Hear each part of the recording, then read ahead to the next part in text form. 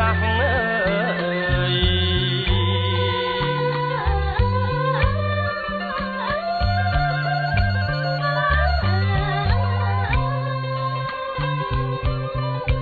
ទឹកចិត្តសពរស់អើយម៉ាំងស្មងពេកពុន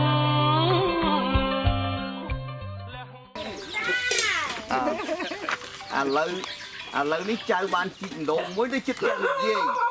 បាទអញ្ចឹងស្រួលប្រើណាចាហើយចុះកន្លងមកនៅពេលដែលមិនទាន់ជីកដងនេះលោកនិយាយទៅប្រើទឹកនេះណាវិញយើងណាគាត់ដងគេមុខតែនៅឆ្ងាយចានៅកន្លែងបាទនេះនោះបាទហើយដល់ពេលឥឡូវយើងដងមកនៅទៅនេះចាមកទៅនេះឡើងទីផ្ទះដងរត់មករកលោកយាយបាទស្រួលទៅបាទស្រួលទៅអញ្ចឹងតោះលេងទៅតោះ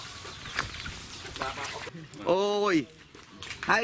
ហ្នឹងឯងផ្ទះមើលមកឈុំចេះហើយក្រោយក្នុងហ្នឹងឯងផ្ទះនិយាយចា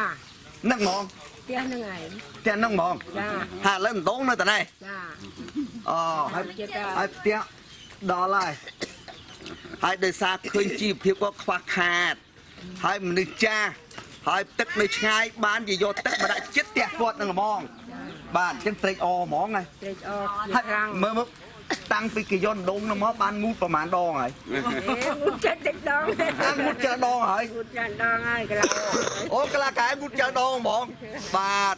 មួយទឹកត្រជាក់ស្រាប់ហ្មងហ៎ចាអូចឹងបានអរគុណ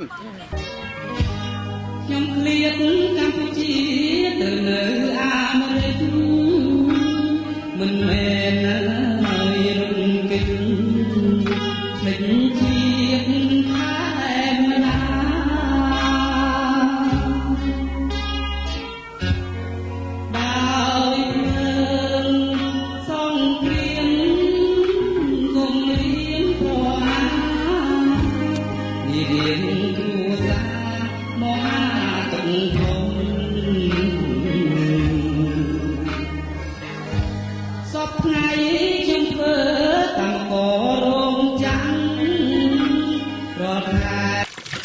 ខ្ញុំបាទឈ្មោះសួរអមរិនតំណាងលោកជឹមតុងបេងអ្នកស្រីចិនប៉ែកប្រធានសមាគមទ្រទ្រង់ព្រះពុទ្ធសាសនានៅសហរដ្ឋអាមេរិកថ្ងៃនេះក៏បានមកប្រគល់អណ្ដូងស្នប់មួយដែលជាសទ្ធាជាថ្លារបស់ពុទ្ធបរិស័ទនៅសហរដ្ឋអាមេរិកឧបាសកម៉ោងសានឧបាសិកាសនណាំក្មួយរនវ៉ាន់រ៉េតព្រមទាំងកូនចៅដែលមានសទ្ធាជាថាជួយអណ្ដូងទឹកទី344អណ្ដូងទឹកទី344នេះហើយជាសទ្ធាជាថ្លារបស់ឧបាសកម៉ោងសានឧបាសិកាសនណាំនិងក្មួយរនវ៉ាន់រ៉េតព្រមទាំងកូនចៅទាំងអស់ដែលបានជីកបងកន្លែងនេះគេហៅភូមិអីចឹងភូមិសួស្ដីអូភូមិសួស្ដីឃុំអីដែរភូមិតាលោះស្រុកមោងឫស្សីខេត្តបាត់ដំបងហើយជីកនេះបងប្អូនហើយគឺដោយទៅទី1កន្លែងនេះខ្វះខាតទឹកអត់មានទឹកប្រើប្រាស់គ្រប់គ្រាន់ហើយលោកយាយនេះគាត់មានវ័យចាស់ជរាណាស់ទៅហើយដល់អញ្ចឹងទៅខ្ញុំសម្រេចថាជីកក្បែរផ្ទះលោកយាយដែលមានវ័យចំណាស់នេះហើយអញ្ចឹងយើងគិតនិយាយគ្នាចេះម្ដងឲ្យដឹងលឺបងប្អូនណាកុំតោះគ្នាហើយបិទលំងកុំឲ្យម្នាក់ប្រើប្រាស់អត់ធ្វើចឹងទេបាទព្រោះថាការដែលជីកអណ្ដូងនេះម្ចាស់អណ្ដូងដែលខ្ញុំបានអានឈ្មោះ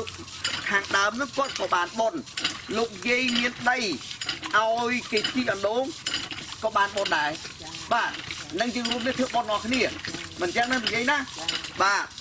អ្នកបងងូតម្នាក់យើងបានបនមួយងូត2នាក់បន2នាក់ហើយអ្នកងូតយកយើងបានបនងូតយកអ្នកងូតថ្ងៃយើងបានបនថ្ងៃអញបននេះតិចជុំណាស់លោកយាយមនុស្សសត្វទេវតាគឺថាมันអាចអត់ទឹកបានទេគឺមនុស្សរស់បានអាស្រ័យវិសាទឹកមិនអញ្ចឹងសត្វធាតុក៏អញ្ចឹងដែរដូច្នេះការដាក់ទៀនទឹកនេះគឺសំខាន់ណាស់អញ្ចឹងសូមលោកយាយថ្លែងអំណរគុណដល់លោកបាសកម៉ោនសាននិងលោកបាសិកាសនណាំនិងក្មួយរនវ៉ាន់រ៉េតព្រមទាំងកូនចៅទាំងអស់ សុំនិយាយថ្លែងអំណរគុណហើយដាក់ដៃទៀតទៅអត់និយាយលឺ ចាខ្ញុំសូមអរគុណដល់លោកយាយ លោកតាម៉ោងសាន លោកតាម៉ោងសាន លោកយាយសនណាំ លោកយាយសនណាំ ក្មួយរនវ៉ាន់រ៉េត មួយរនវ៉ាន់រ៉េត បាទ ហើយខ្ញុំសូមអរគុណដែលក្មួយនឹងអំបានជួយធ្វើខ្ញុំនេះខ្ញុំអរគុណជាខ្លាំងព្រោះអ្វីធៀបពុំបានដែលខ្ញុំទៅណាវាលួចនឹងបានទឹកម្ដងចិត្តខ្ញុំត្រេកអរណាស់សូមឲ្យ អូមែនតើហ្មង ចា ហើយចុះខាងនេះត្រេកអរដែរអត់មើលបាទអូមើលមកអបើប៉ុន្មាននិយាយអស់មើលនិយាយគ្នាអត់វាមកប៉ុន្មានមើលនិយាយមើលបាទឥឡូវចង់និយាយម្ដងឥឡូវនិយាយ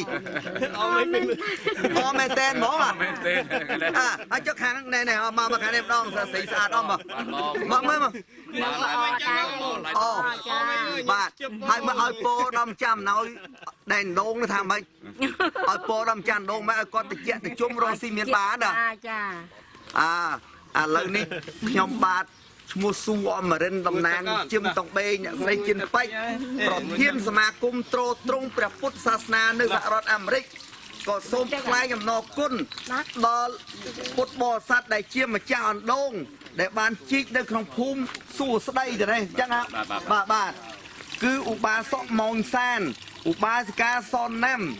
និងក្មួយរនវ៉ាន់រ៉េតព្រមទាំងកូនចៅទាំងអស់ដែលមានសទ្ធាជ្រះថ្លាជីកអណ្ដូងទឹកទី344នៅទីនេះឥឡូវប្រជាជនតណែនឹងពីដើមឡើយនឹងខ្វាយខ្វល់ពីនឹងទឹកឥឡូវទឹកបានរត់មកដល់ផ្ទះរបស់ពួកគាត់ហើយអញ្ចឹងសូមលោកតាម៉ោងសានលោកយាយសនណាំនិងក្មួយរនវ៉ាន់រ៉េតនិងកូនចៅទាំងអស់ត្រេកអរអនុមោទនានៅបុណ្យកុសលនេះគឺថាបុណ្យនេះតិចប្រជុំណាស់គ្មានទានអ្វីស្មើនឹងទានទឹកនេះទេ